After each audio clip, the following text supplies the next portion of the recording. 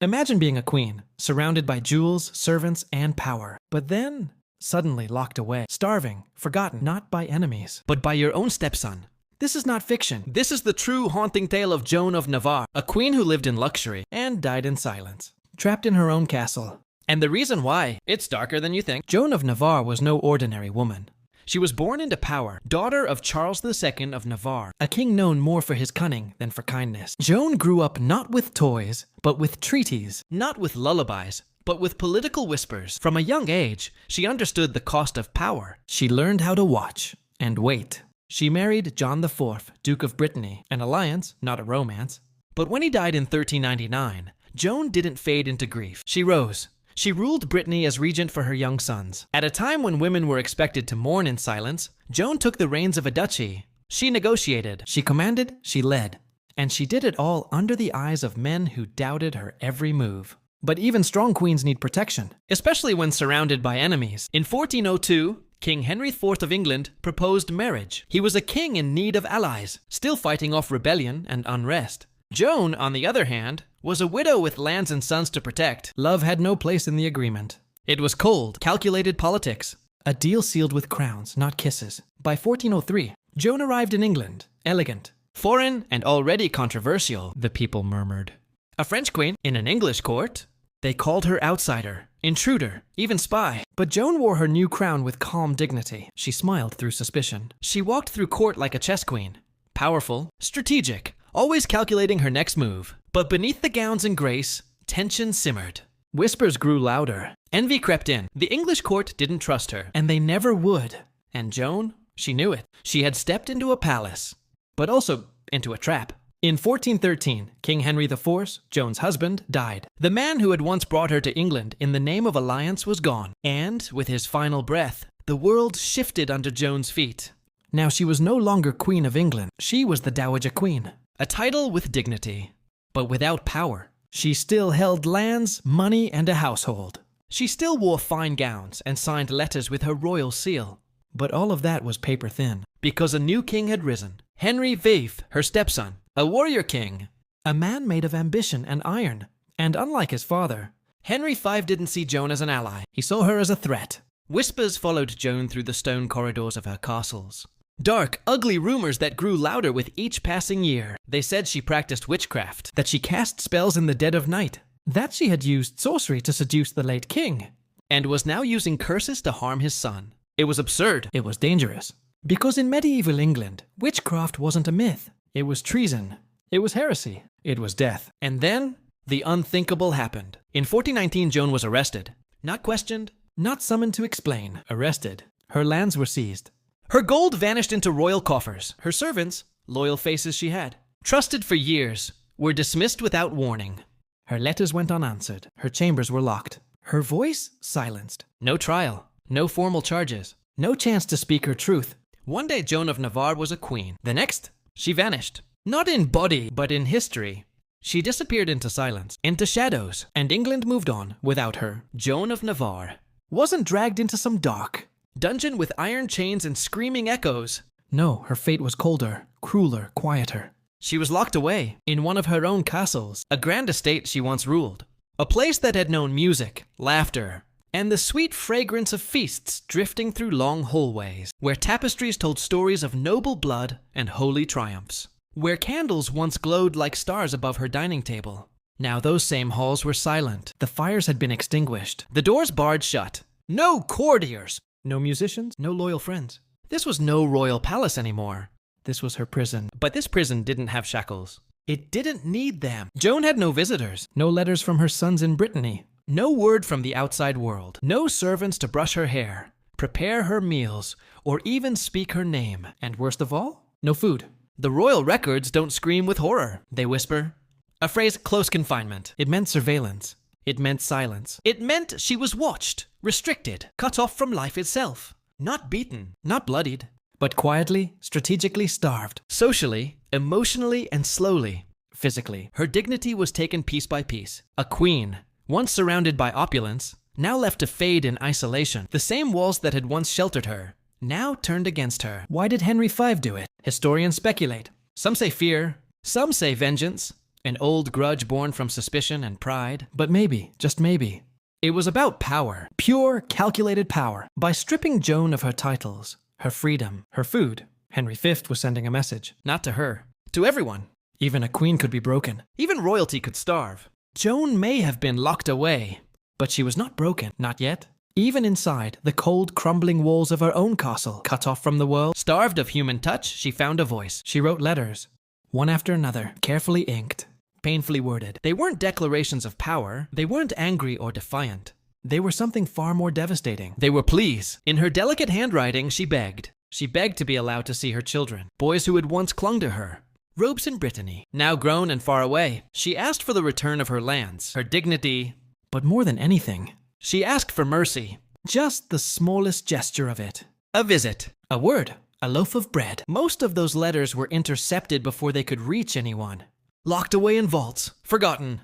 Some vanished entirely, as if someone wanted them to disappear. But one letter survived. Just one. In it, Joan didn't rage. She didn't curse the king. She simply described her life. The cold that crept through the stone walls.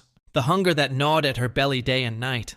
The stillness that echoed louder than any scream. She didn't ask for velvet or jewels. She wasn't pleading for a throne. She was asking for a blanket. A bit of warmth. A moment of human kindness. This was the woman who once walked beside kings. Who had dined in golden halls.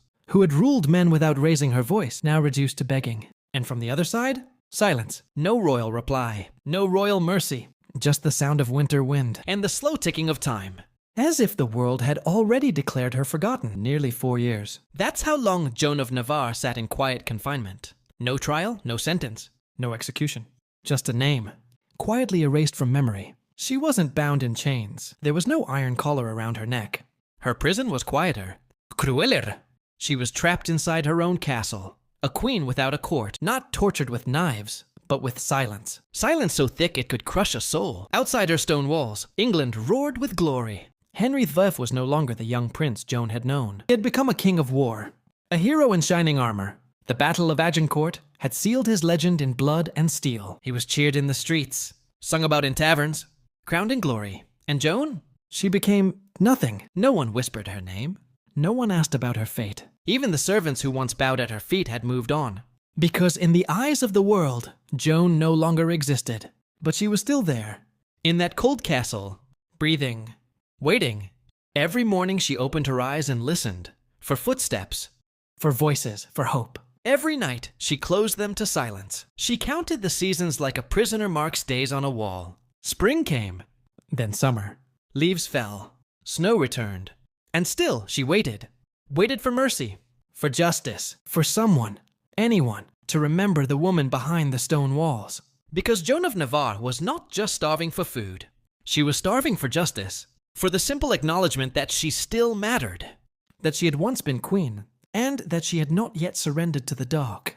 Not yet. Then, without warning, everything shifted. The year was 1422. Henry V, the warrior king, the hero of Agincourt, was dead. Cut down not by sword or arrow, but by disease. Dysentery. He died in France, far from the throne he had fought so hard to preserve. He was only 35. And with his final breath, Joan's prison door creaked open. Not out of compassion. Not because someone believed in her innocence. But because the throne had changed hands. Henry V's heir, Henry VI, was just a child. Barely 9 months old. He couldn't rule. He couldn't sign orders. Power slipped into the hands of regents. Men with different agendas. Men who saw no point in keeping an old woman locked away. Joan was released. Some of her lands were returned. She was allowed to reappear in public. To walk free.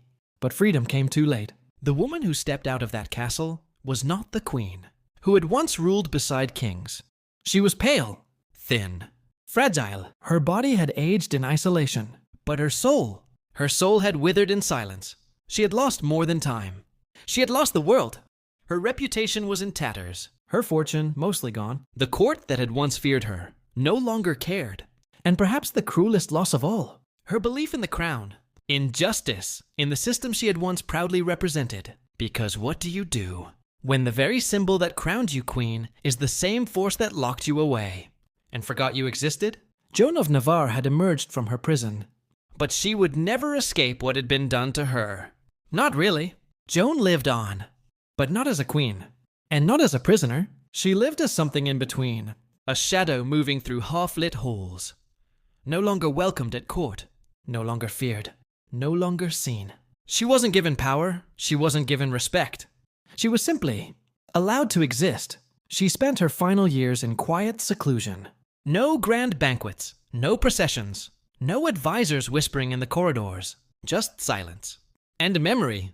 In 1437, at the age of 67, Joan of Navarre died. There was no royal funeral. No procession of nobles in mourning black. No. Public eulogy echoing through. Westminster. She passed, and the world barely noticed. The court moved on. England was caught in wars, in politics, in shifting alliances. No one had time to remember a queen who had once been accused of sorcery. A queen who had once been inconvenient. And so Joan was buried. But where? No one knows. Her grave remains unmarked, her final resting place, a mystery. She vanished in death, just as she had in life. Erased, forgotten. But history? History is stubborn. It doesn't forget forever. It leaves traces, whispers in the parchment, echoes in the stone. And when we listen closely, we hear Joan's story. Not a tale of evil, not a cautionary myth, but the story of a woman, fierce, capable, and unbowed. A woman caught in the brutal machinery of monarchy, punished for holding power in a world that feared powerful women, starved, not just of food, but of dignity, of truth, of legacy. Joan of Navarre was not a villain. She was a survivor. And her silence? It still speaks. Let's go back to the beginning of the storm, to the accusations, the whispers, to the word that destroyed lives in medieval England, witchcraft. Why was Joan accused? What terrible deed had she committed? The truth? Nothing. She had not brewed potions. She had not drawn symbols in the dark. She had not cursed the king. But it didn't matter. Because power, when held by a woman, was already suspicious. And when that woman was a queen, a foreigner, and a widow, that suspicion turned deadly. The accusation came from a single monk, a man who claimed Joan had paid him to curse Henry VIII, that she had used black magic to try and kill her stepson. But when questioned, truly questioned, he broke. He confessed it was a lie. He said he had been pressured, that the story had been fed to him by others with motives of their own, that he had never spoken to Joan at all. But by then, the damage was irreversible. Because in that world, an accusation was enough. You didn't need proof. You just needed fear. And the crown had plenty of that to offer. Joan never got a trial. She was never allowed to defend herself. There was no judge, no jury, only silence and shame. She was already guilty, not of witchcraft, but of something far more dangerous, independence. In a world ruled by kings, she dared to hold power. In a world ruled by fear, she became the perfect scapegoat. And so the crown didn't just accuse her, it used fear to erase her. Today, very few know her name. There are no towering statues in her honor, no ballads sung in medieval halls, no stained glass windows telling her tale. She's not in school books, not in coronation legends, not even in the quiet corners of most history museums. Joan of Navarre has been forgotten, erased softly but completely. But her story? It still matters. It matters because it's not just history. It's a mirror, a warning. A warning about what happens when power fears questions. When a clever woman becomes a threat. When control disguises itself as justice. She wasn't executed with fanfare. There was no dramatic trial. No flames, no public spectacle. Her punishment was colder, quieter. They locked her away. Starved her of food, starved her of dignity, starved her of her name, not because she had committed a crime, not because she was evil, but because she was inconvenient. Joan was educated, fluent in diplomacy. She had ruled regions, managed estates. She knew how to wield power with grace. But that was exactly the problem. In a world where queens were meant to smile and obey, Joan dared to think, to act, to lead. And for that, they buried her. Not just her body, but her legacy. They hid her memory in shadows, hoping time would forget. And time almost did, until now. Because when we remember Joan of Navarre, we remember all the women silenced by power, all the stories rewritten by fear, all the voices forced into silence. She may have died alone, but her story doesn't have to. So, what do we learn from Joan? We learn that even queens, draped in silk, crowned in gold, are not immune to betrayal. That a castle, no matter how grand, can become a prison. That silence can be deadlier than any blade. Joan of Navarre didn't die in a battle. She didn't fall to poison in a goblet, or an assassin's dagger in the dark. No, she died slowly, by design. By neglect, by the quiet cruelty of indifference. She was suffocated by whispers, accused by rumors, abandoned by the very throne she once supported. No one shouted her guilt from the rooftops, but no one defended her either. She was not given justice, she was given silence. And yet, within that silence lies a story louder than any war cry. A truth that echoes through centuries, because Joan was more than a queen. She was a diplomat, a strategist, a mother, a widow, a ruler, a survivor. She had already held power in Brittany. She had already fought for her sons. She had already earned respect in a world that gave none to women. But still, she was punished. Not for a crime, not for treason, but for existing with too much authority. And though history tried to forget her, today we do the opposite. We remember, because no queen should ever starve in the castle she once ruled. And no woman, no matter her crown or country, should be punished simply for holding power. Joan of Navarre was silenced once, but now we let her speak.